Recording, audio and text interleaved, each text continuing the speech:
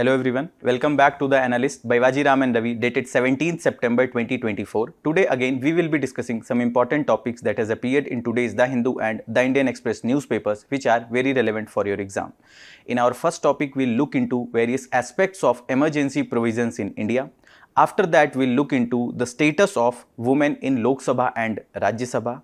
Then in our simplified section, we will take 7 articles and we will try to explain them in simplest language possible to enhance your understanding of newspapers. So stay tuned. So our first topic is emergency provisions in India. The context of this topic is that recent spate of renewed violence in Manipur has once again triggered the discussion around center-state relations and use of emergency provisions by the center. As you would be knowing, for past few months, Manipur is burning. There is lot of law and order situation that is prevailing in the Manipur. And some experts believe that that is a fit case in which the president rule should be imposed on the Manipur because they hadn't been able to maintain the law and order situation in that particular state, and also it shows the failure of the constitutional machinery in that particular state. If you talk about this particular topic, this pertains to syllabus of your GS paper 2, Indian Constitution, constitutional amendments, federalism, center-state relations, emergency provisions and judiciary. Before talking about the emergency provisions, let's briefly talk about federation and the federalism. So this word federation came from a Latin word named fidus, which means treaty or agreement. If you talk about federalism, this is a kind of political system that is formed through an agreement between a federal government and different units or the states. In Indian federal setup, there is no as such agreement between the state and the union government. Rather, what we have provided 3 lists under the 7th schedule of the constitution: the union list, state list and the concurrent list. Under the subject of union list, the union government have complete control to legislate on that particular subject. Under the state list, in the normal circumstances, the state legislature have complete control to legislate on the subjects given. And in the concurrent list, both center and the state have the power to legislate on the subjects. However, in case of conflict between a law on a similar subject between the center government or the center legislature and the state legislature, the law made by the parliament take precedence. And these provisions generally happens in the normal circumstances. But in our life also, our life do not go very smooth every day. There are some emergency situations that happens in our life also. Everything doesn't go very smooth. There are times in which there are some emergency circumstances that do come in front of us and they require some emergency measures. For example, if your health gets deteriorate, the first priority of yours will be to visit a hospital or doctor. Similarly, to face the unforeseen circumstances and to uphold the sovereignty and integrity of India, the emergency provisions have been provided under the Part 18 of the Constitution of India. This can be categorized into 3 types of emergency: the national emergency, which has been provided under Article 352, the state emergency or the president rule or the failure of constitutional machinery, that is provided under Article 356, and the financial emergency that has been provided under the Article 360. If we talk about the national emergency, this can be proclaimed on 3 grounds. One is war, second is external aggression or armed rebellion. Earlier, this armed rebellion, in place of armed rebellion, there was a word internal disturbance. However, this was replaced by one amendment of the constitution. Now, you people tell me in the comment box through which particular amendment this particular word internal disturbance was replaced by armed rebellion. After the 38th Constitutional Amendment 1975, the emergency provisions have been taken out of the purview of the judicial review. However, this particular provision was done away with 44th Constitutional Amendment 1978. Also, the Supreme Court in Minerva Mills versus Union of India case 1980 reiterates that the intention of the national emergency proclamation can be challenged in front of the judiciary and to look whether the intention was malified or not while proclaiming the emergency. If we talk about the passing majority that is required for the national emergency, it required special majority and it required parliament approval in 1 month itself. And in that case, when Lok Sabha is not in session, it should be passed by the Lok Sabha also after it reconstitute and within the 30 days of its reconstitution. And this required periodic approval. Every 6 months, this national emergency should be approved and it can be done unlimited times.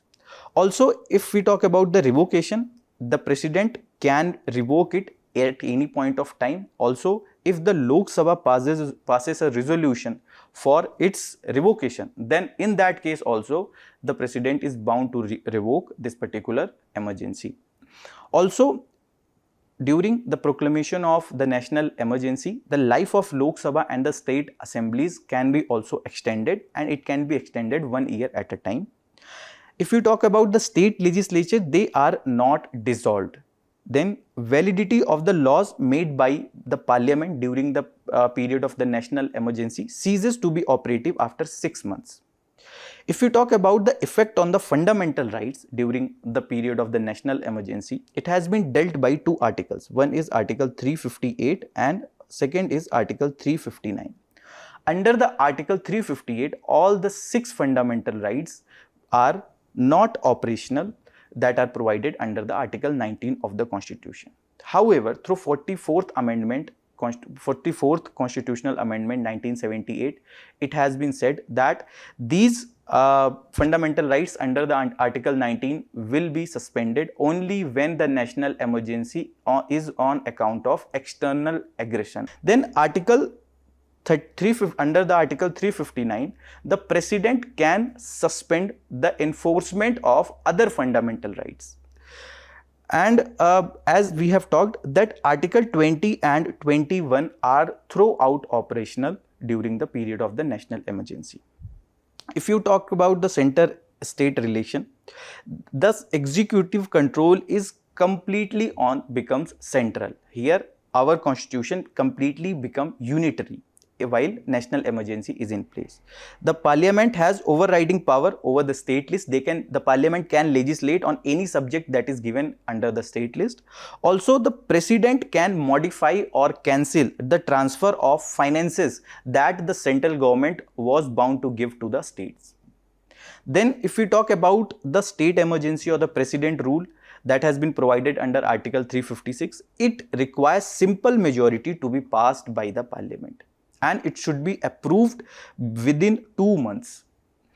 And if we talk about the approval that is required for the president rule, it requires approval every 6 months, and this can be extended up to 3 years.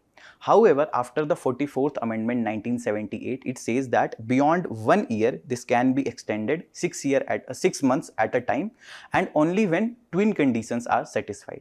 That if the national emergency is in place in that particular state or any part of the country, or the Election Commission of India certifies that it is not fit to conduct elections in that particular state out of any difficulty like any disaster or law and order situation.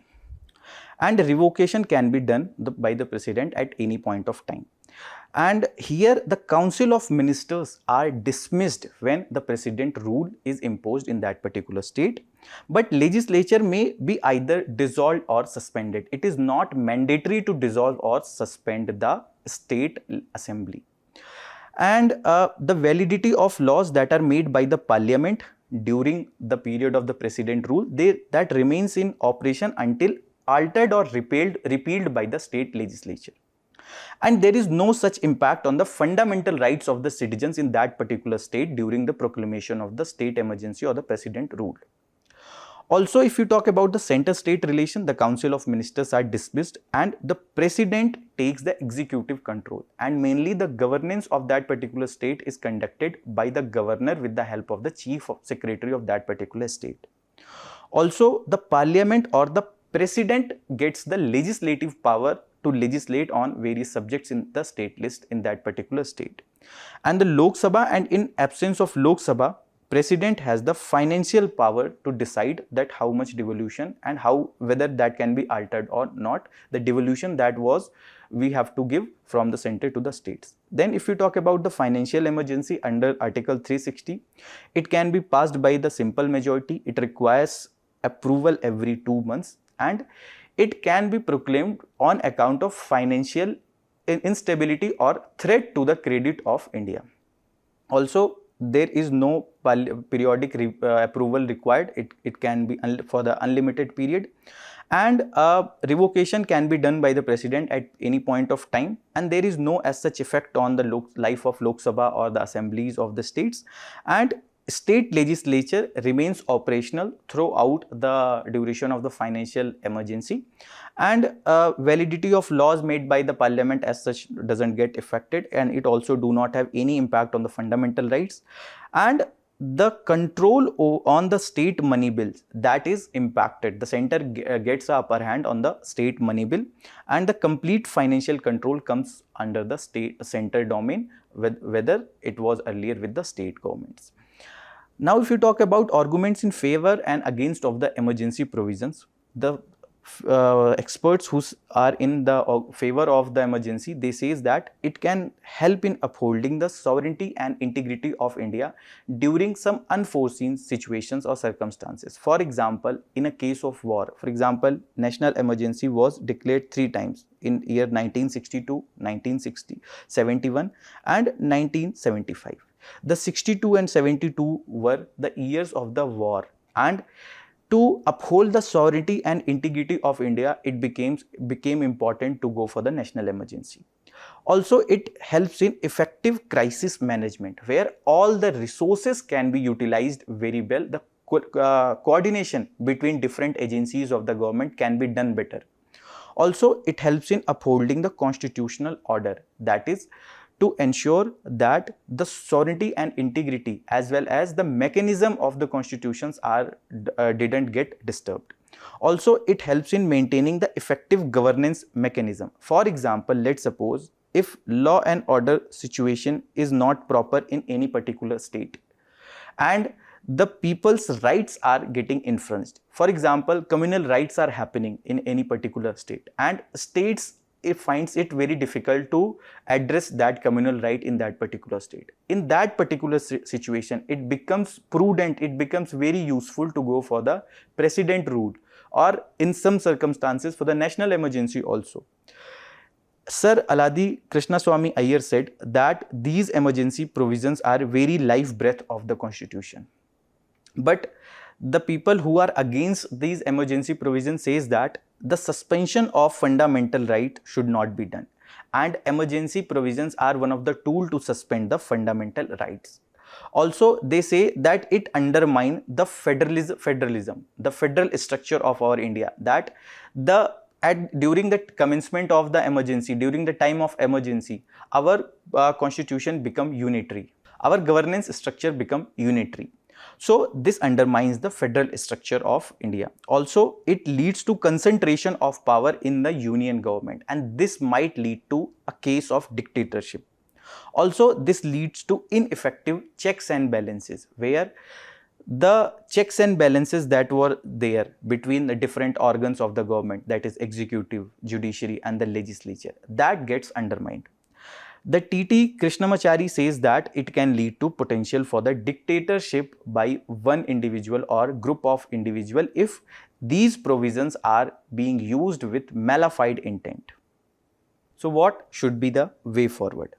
As under Article 355, it has been provided by the Constitution that it imposes a duty on the center to ensure that government in every state is carried out according to the provisions of the Constitution. And when there is failure of constitutional machinery, that government of state is not carried out, cannot be carried out according to the provisions of the Constitution, then in that particular case, state emergency or the president rule can be imposed. In this regard only, the Punchi Commission says that there can be a localization of emergency rather than imposing that emergency throughout the particular state. Also, the Sarkaria Commission says that this should be used as a matter of last resort. Okay, first we should try to address that particular situation in whatever possible way. Also, National Commission to review the working of the Constitution says that these provisions must be used sparingly and only as a remedy of last resort. Also, by the S.R. Bommai judgment, the Supreme Court says that the satisfaction of the President while imposing the President rule should be based on some relevant material, and the Supreme Court can check the validity of that particular relevant material based on which that President rule was imposed. Also, there is need for strengthening judicial review mechanism so that if there is an emergency with the malified intent, that can be invalidated. There has been several cases in past years where the Supreme Court have reinstated various government which has been dismissed or dissolved by the center through the President rule. Also, there is need for providing clear definition that what actually means by the failure of the constitutional machinery. And if we talk about the national emergency, what does it mean by the armed rebellion, by external aggression? Because if we will have a clear definition, we will not have more subjectivity while imposing the emergency. A prelims previous year question that was asked in 2018 that you people can solve. If the President of India exercises his power as provided under Article 356 of the Constitution in respect of a particular state, then 4 options have been given. Please comment your answers in the comment box. Our next topic is women-led development in the Rajya Sabha. The context of this topic is that a write-up has appeared focusing on various aspects of representation of women in Rajya Sabha, and this particular topic pertains to syllabus of your GS paper 1 issues related to women and syllabus of your GS paper 2 government policies and interventions, and also the parliament. So what does this editorial is all about? The editorial is focusing on various new measures that has been taken by our current Vice President to increase the representation of women, especially in the Rajya Sabha and various related offices of the Rajya Sabha. For example, Secretariat, for example, the security services that are being provided in the Rajya Sabha, and also to the Secretariat that has been provided to various committees under the Rajya Sabha. Due to the measures that has been taken by our current Vice President, he have ensured that the representation of women is increased manifold in these offices. And why he is doing this? The first and foremost reason is that the women-led development was one of the 6 focal points during India's presidency on G20. Also, at present, the Rajya Sabha have only 13% of the presence of the women of the total strength. Okay, only almost 27 women MPs are there in the Rajya Sabha, and our current Vice President Ji is breaking the stereotyping, and there are some places where earlier the women were not taking position in the Rajya Sabha. Even at those places, he have ensured that appointment of women are taking place. For example, the panel of vice chairpersons who generally presides the chair of the Rajya Sabha in the absence of the Vice President and the Vice Chairperson in the Rajya Sabha. In that panel was earlier having only one female MP, but now more women MPs are part of that panel of Vice Chairperson. And in this regard only, the S. Phangan Konayak, the first woman Rajya Sabha member from Nagaland, is going to preside over the Rajya Sabha house. Also, if we talk about the Lok Sabha, at present 74 women MPs are there in the Lok Sabha, and this is 4 less from the 2019, in which we have a historic high of the number of women MPs that were there. We have 22 women MPs in the first Lok Sabha. There were 8,360 candidates contested, out of which 10% were only women. And now this is the main issue, that when only few number of women are contesting the elections, how will it be possible to ensure that the more number of women can come in the Lok Sabha? Also, if you took look into the average age of women MPs, it is around 50, and they are much more educated as compared to their male counterparts. 78% of them have completed their undergraduation. But this number is far less if we compare with some of the other countries. Like in South Africa, almost 46% of the total strength is consisting of women MPs, 35% in UK and 29% in United States. And at this point of time, only we have one chief minister who is female, and only 2 governors are the females at this point of time. There are some of the important offices. For example, the head of the RBI hasn't been any woman till now. If you look into the general representation of women in Lok Sabha, it has been very abysmal. 14.36% was historic high in 2019, and we even couldn't touch the digit of 20%. If we talk about what are the major reasons for the low representation, first is the patriarchy, the inherent patriarchy and gender stereotyping, that women are not suitable for instrumental roles. For example, to represent a constituency, for example, to take a lead in any war. These instrumental roles are thought to be only fit for the male counterparts, and women are only capable of doing some expressive role. For example, rearing and caring of the child, for example, doing the job of receptionist, air hostess, etc. So this gender stereotyping further diminishes the chances of women to take the leading positions and to contest the elections. Also, the dual role syndrome, this burden that childbearing and rearing is only the duty of women, further diminishes the chances, that diminishes the time that women have to come to forefront and take participation in the political representation. Also, the lack of political education, as also told by the government gender gap index. Global gender gap index says that the India's rank is only 127 out of 146 countries. And one of the major reason for the poor condition in this particular index was the low representation of women in the political arena. Also, women do not have proper political networks through which they can get the tickets of the MPs or MLAs, etc. Also, there is lack of inter-party democracy. There are less collaboration, cooperations, deliberations that happens between the party, within the party. And that is one reason that women's name do not come up and they do not get proper tickets. Also, the limited resources that women have, they do not have that financial and the political support that is needed to contest the elections.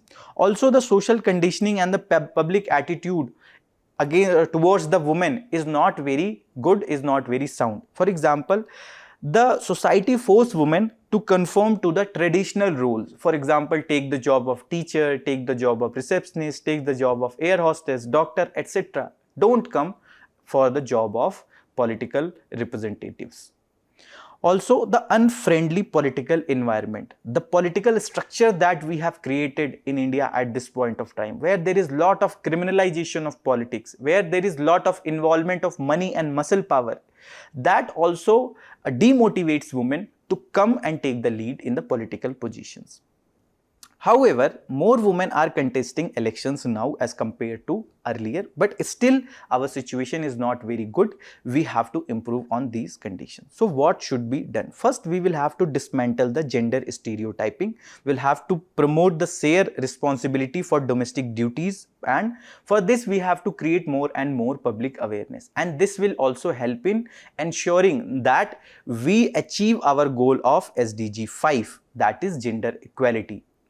Also, for example, there are some of the biological roles that men cannot take, for example, childbearing. But apart from that, the child rearing can be done by the men also. So when this shared responsibility will be there between men and women, between husband and wife, it will be much better for women to participate in the political arena. Also, we have to mitigate the competition concerns. For example, there can be merit-based selection of the candidates based on some surveys, and that can also increase the chances of women in coming to the political arenas. Also, we have to move beyond reservations. We can explore the option of proportional representation, where women can be represented according to the proportion of their population, or this based on the tickets can be given to women candidates based on the proportional representation. Also, there is need for building political literacy. There is need for more and more programs on the right processes and the leadership, because when they will have these training, they will be able to ask for their rights. Also, there is need for achieving work-life balance. Here, the more women should focus more on building political networks and also gaining some of the resources, whether it is the educational resources, financial resources, or that social capital that is required to contest the elections. Women have to focus on that also.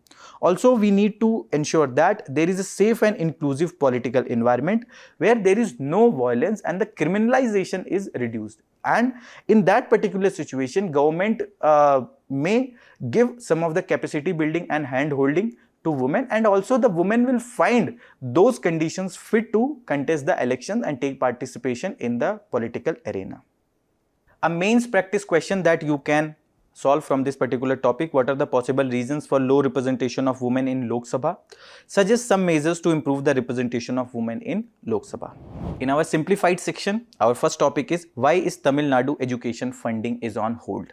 This particular topic pertains to syllabus of your GS paper 2 education, issues arising out of design and implementation of policies, and this have appeared in the Hindu newspaper, page number 8. So if I sum up this news for you, that the Tamil Nadu is yet to receive their funds for the Samagra Shiksha scheme. And why this fund has been stopped? Because of some of the reasons, some of the reasonings given by the central government. Because the disbursal of the funds under the Samagra Shiksha scheme is linked to the progress that is made on the implementation of National Education Policy 2020.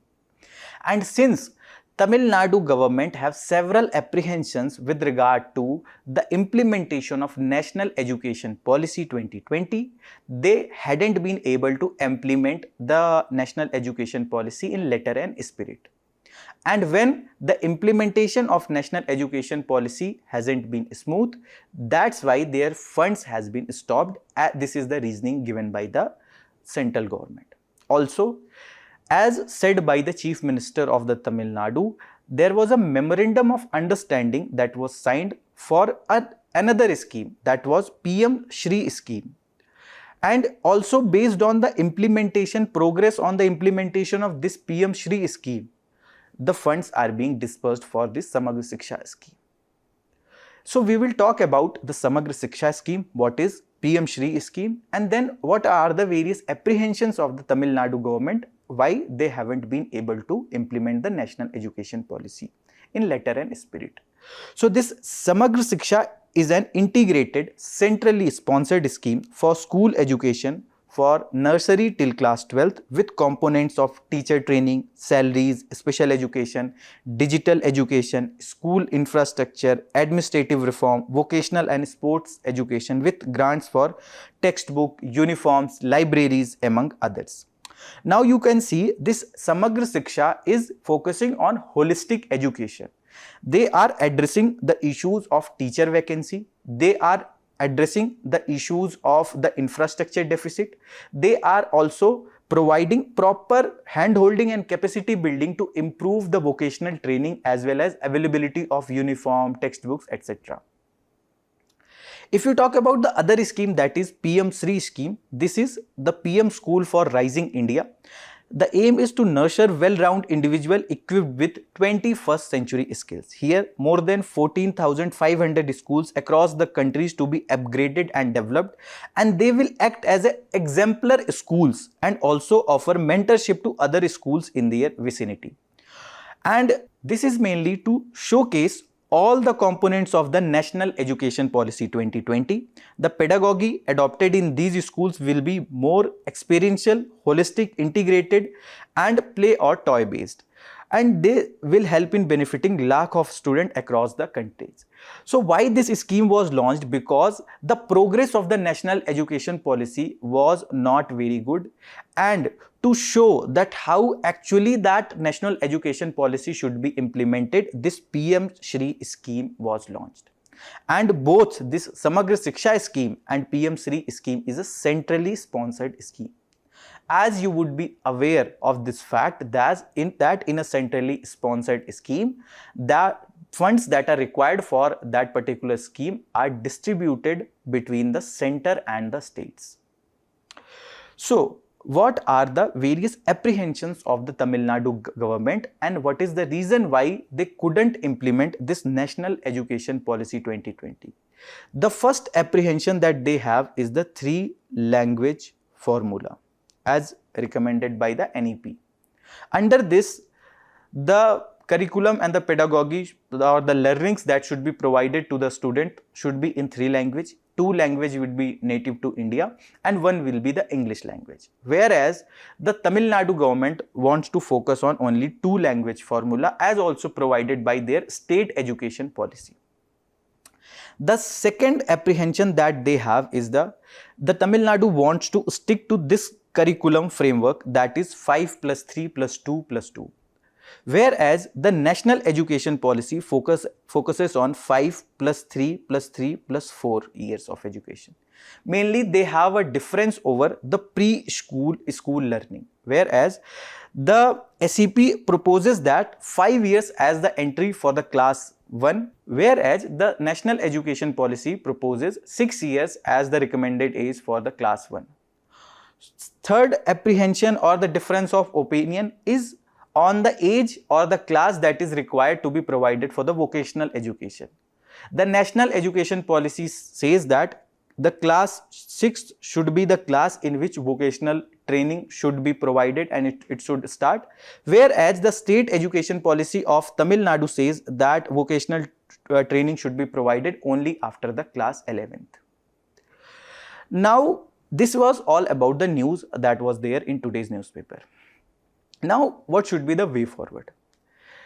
In this particular case, it is very important that there is more and more communication that should be done between the state government and the central government, and there should be a middle path that should be devised, because ultimately it is the people, it is the children who are suffering, because this schemes, whatever the schemes that are being run by the government for the benefit of the children, they are not being implemented properly due to this miscommunication and the issues that are underlying. So that needs to be done, that needs to be addressed without any delay. The next topic is, what is the current status of African cheetahs? This particular topic pertains to syllabus of your GS paper 2, conservation of flora and fauna, and again GS paper 2, government policies and interventions, and this have came in the newspaper The Hindu, page number 8. Again, if you talk about the Cheetah Action Plan or Project Cheetah, it is world's first intercontinental large wild carnivore translocation project, where the cheetah has been translocated from one country into the national park and the wildlife sanctuaries of the India. Kuno National Park was the first national park where this reintroduction have happened, and later there has been plan to reintroduce it into Gandhi Sagar Wildlife Sanctuary, and both these national park and wildlife sanctuaries located in MP only.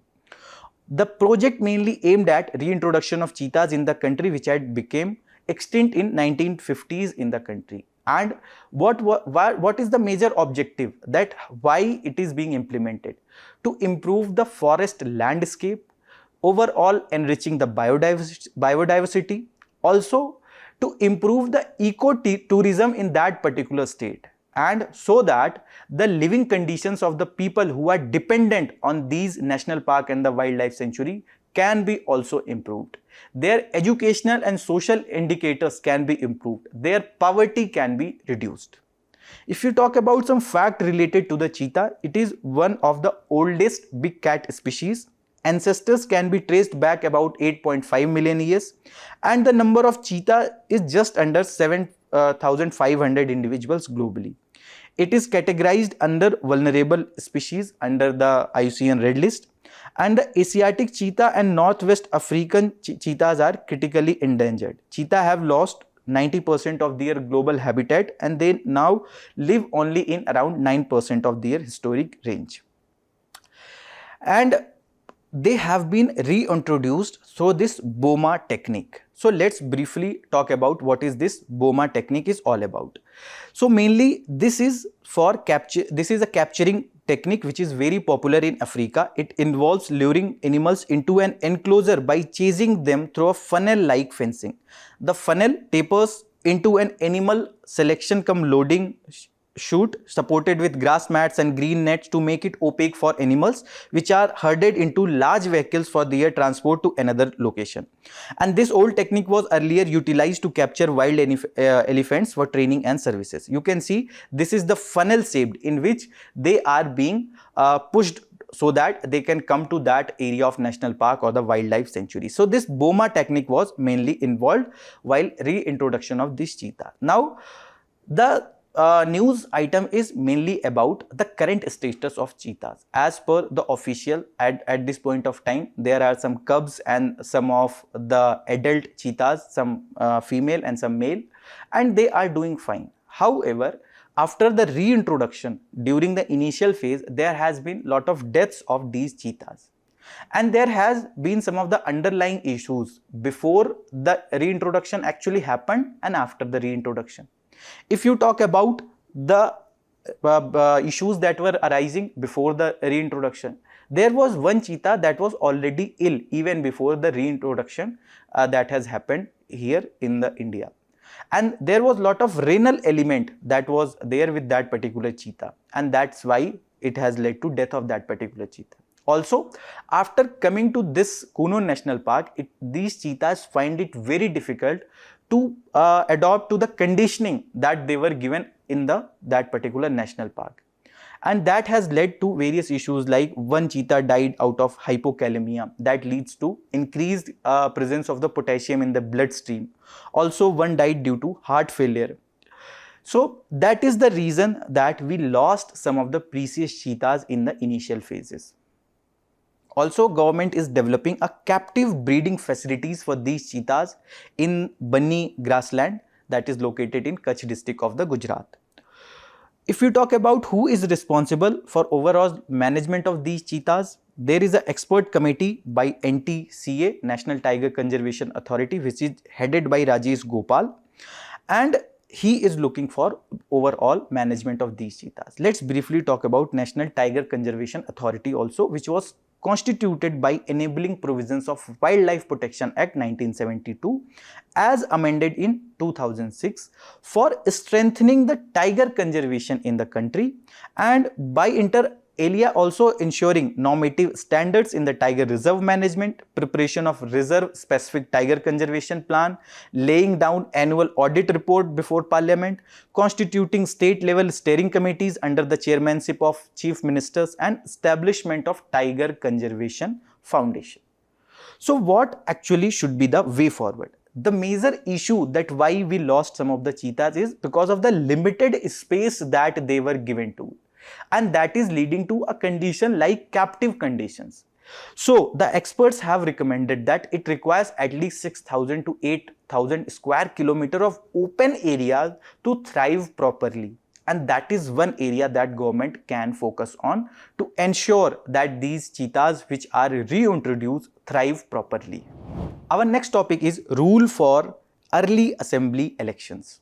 If you talk about syllabus, this particular topic pertains to your GS paper 2 syllabus, Federalism, Elections, Government Policies and Interventions, and it belongs to your Indian Express page number 14. So what is the context? That the Chief Minister of Delhi is likely to submit his resignation at Chief Minister of the Union Territory Delhi. Now, the Chief Minister have asked for assembly elections to be held in Delhi along with the Maharashtra, where a new house must be elected before November 26. However, the term of Delhi election end only on February 23-25. So under the Article 324 the Constitution of the Constitution, the powers of superintendence, direction and control of elections are vested in Election Commission of India, which at present is a 3-member body. One Chief Election Commissioner is there and 2 election commissioners are there. And they provide overall the what should be the date of the elections, when it should be conducted, in what phases it will be conducted. Everything is provided by the Election Commission of India itself. However, section 15 subclause 2 of Representation of People Act 1951 says that election cannot be notified less than 6 months before the end of the term of assembly unless the assembly is dissolved before completing its full term. Only if 6 months or less is only left, then it can be that election can happen. Otherwise, it should be dissolved, only then election can happen. Under Article 174 subclause 2, the Constitution says that governor may from time to time dissolve the legislative assembly.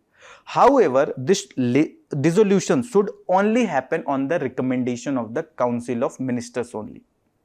But this is the case of state, and Delhi is a union territory. Here, Delhi is not a full state. In Delhi, the Government of National Capital Territory of Delhi Act 1991 applies. Section 62B of the Act says that Lieutenant Governor may from time to time dissolve the assembly even if a Chief Minister of Delhi recommends the dissolution of the assembly. However, the final say is with the Lieutenant Governor of Delhi itself. In any case, the present Chief Minister have only said to resign. It is not very clear whether actually he wants to go for the elections or not. And it is not like that the assembly is dissolved anytime and election can happen. There is lot of things that are required, lot of prerequisites are there. For example, electoral roll is published and updated, and Election Commission of India visit that particular state or union territory to look after the law and order situation in that particular state, and then they notify the election in that particular state or union territory. However, in this case of Delhi, the electoral roll are still not updated and there hasn't been any visit by the Election Commission of India. So, there is no surety whether the elections of Delhi can be conducted with the elections of that Maharashtra and other states. Our next topic is Smart Precision Horticulture Program, where government is planning to give at least 6,000 crore to boost the precision farming. This particular topic pertains to syllabus of your GS paper 1 Agriculture Resources and GS paper 3 E-Technology in Aid of Farmers. And this particular topic has came in the Indian Express page number 9. What is precision farming actually about? It is a modern approach that uses smart technologies. Technologies like Internet of Things, technologies like artificial intelligence, technologies like machine learning, technologies like data analytics, etc. to boost production through maximal use of resources while minimizing the environmental impact. For example, what is the environment impact is happening due to the irrigation practices that we are following at this point of time. For example, the flood irrigation that we are following at this point of time is leading to salinization of soil, and which makes the soil unfit for the cultivation of some of the crops. And in that particular case, precision farming can be of lot of help. For example, if we are following the drip irrigation, that will only provide that much water that is required by that particular crop, and ultimately it will save water also and it will improve the soil quality also. And this Smart Precision Horticulture Program is being run under the Mission for Integrated Development of Horticulture scheme. What is it all about? This scheme is mainly tasked with improvement of production and productivity of fruits and vegetable crops, increased coverage of area with improved cultivator rejuvenation of aged orchids, also protected cultivation, creation of water resources, integrated pest management, so that the post-harvest losses can be reduced. Capacity building of farmers and technicians are provided for adopting to newer age technologies, whether it is related to sowing, management of those crops, or at the later stage for the transportation of those crops. Also, farmers are incentivized to export fruits and vegetables under the Foreign Trade Policy 2015-20 so that they can get a better value for their produce and farming can become much and more remunerative. Also, if we look into some of the data in past few years, our horticulture production has surpassed the cereal production, and that is where this also becomes important that we increase our focus on the horticulture. And because with the horticulture produces, the farmers can get much more price for what they are getting for the cereal production. At present, the Agriculture Infrastructure Fund that was launched during COVID-19 have provisions for financing infrastructure projects for smart and precision agriculture. What is this Agriculture Infrastructure Fund is all about? First of all, this is a central sector scheme where 100% contribution is from central government only. Also, it provides debt financing facility for post-harvest management infrastructure and providing community farming assets. Corpus of 1 lakh crore for farmer producer organizations, self-help groups and primary agricultural credit societies, startups, agri-entrepreneurs and other farm processing based activities. These debt financing facilities being provided for these works. Also, there is interest subvention of 3% per annum up to 2 crore for maximum period of 7 years. A moratorium of repayment from 6 months up to 2 years. Also, a scheme is going to be implemented from August 2020 and it is there in place from August 2020. Our next topic is with regard to Startup India, which is going to move out of Invest India ambit as told by our minister Shri Piyush Goyal, who is the Minister of Commerce and Industry. This particular topic pertains to syllabus of your GS paper 3, employment, growth and development, IT, computers and mobilization of resources. This particular article have came in the Hindu newspaper page number 30. So let's first talk about what actually this Startup India is all about. So mainly this provides for an action plan to develop an ecosystem to promote and nurture the entrepreneurship across the country. And this was first announced during the 15 August 2015 speech by our Prime Minister of India. It have various provisions. For example, it is providing various tax benefits. It have various provisions for capacity building of the new startups. Also, there are provisions for self-certification. And there has been a dedicated special fund that has been provided to back up the startups. Also, they are being provided hand-holding to file the patents and to ensure that they get benefit of the IPR regime. If we talk about the Invest India, which is an export promotion agency which comes under DPIIT, means Department of Promotion of Industry and Internal Trade, which comes under the Ministry of Commerce and Industry, and this provides various services like business planning and advisory services, strategy and implementation services, also long-term partnership services to various entrepreneurs across India. So mainly news is about that center is thinking to move out Startup India under the aegis of Invest India, which is an investment promotion and facilitation agency, and they will create a new non-profit company that could also house the National Startup Advisory Council. Also, this company will be created under the Section 8 of Companies Act. Now, you tell me who is the chairman of this National Startup Advisory Council.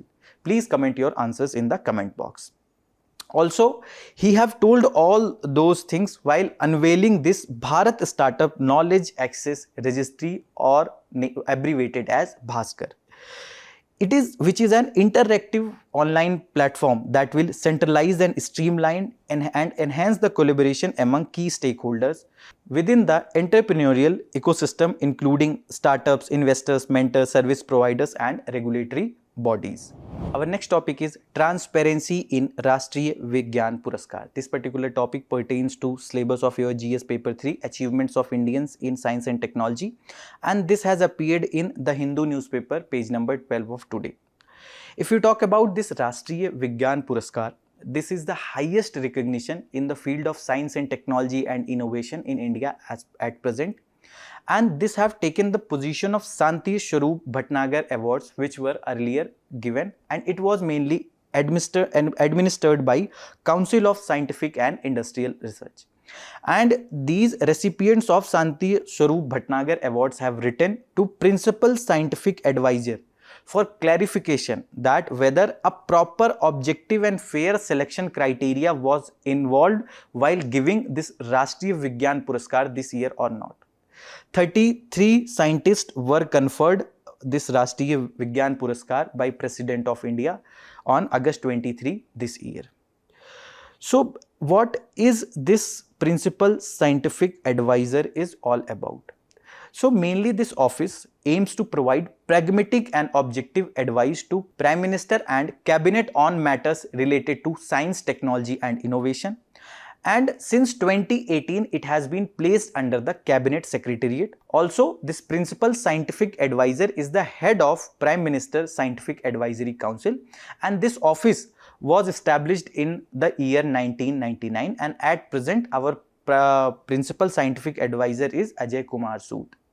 If you talk about why this controversy have erupted, it is because earlier there were few names which there are apprehensions that there were few names which were included under the recipients list of the Rashtriya Vigyan Puraskar. However, at the last minute they have been removed from the list of recipients because some of these people were critical of certain government policies. And it is the right time that government and especially the Office of Principal Scientific Advisors should address these apprehensions, and also they should come up with much more fair and objective criteria so that these kind of controversy should not come in future. Next topic is with regard to Nipah virus. This particular topic pertains to syllabus of your GS paper 2 health, and this have appeared in today's The Hindu page number 5. There has been various curbs that has been imposed on Malappuram district after a death related to Nipah virus, and there has been 126 primary contacts of that particular person who have been quarantined. If we talk about Nipah virus, it is a newly emerging zoonotic disease that cause disease to both humans as well as animal, and zoonotic disease means the spread from human to animal is possible, and this was first identified during an outbreak in Malaysia. And fruit bats are the natural host of this Nipah virus. Previous outbreaks have happened in January, February 2001 in Siliguri, West Bengal. If you talk about how this actually transmits, this natural host is the fruit bats. Transmission of this Nipah virus may occur after direct contact with infected bats and pigs. So these pigs and infected bats can be infected first, and from that this can come to the humans. Now, by consuming fruits eaten by the infected bats and the birds, for example, the coconut water, on the trees of these coconut water, some of these fruit bats reside. So there are cases when this fruit bats transfer that virus to these coconuts, and ultimately when that coconut water is being consumed by the humans, they are also getting infected by that Nipah virus. And this human to human transmission of this virus is also possible. If we talk about various symptoms, fever, headache, drowsiness, disorientation, mental confusion, coma, and at worst cases, this can also lead to mortality or the death. If you talk about the treatment, there is no specific treatment for Nipah virus is there. Primary treatment is intensive support care only. That was all from today's Analyst. I hope you liked this session. Thank you very much. All the very best. Keep studying.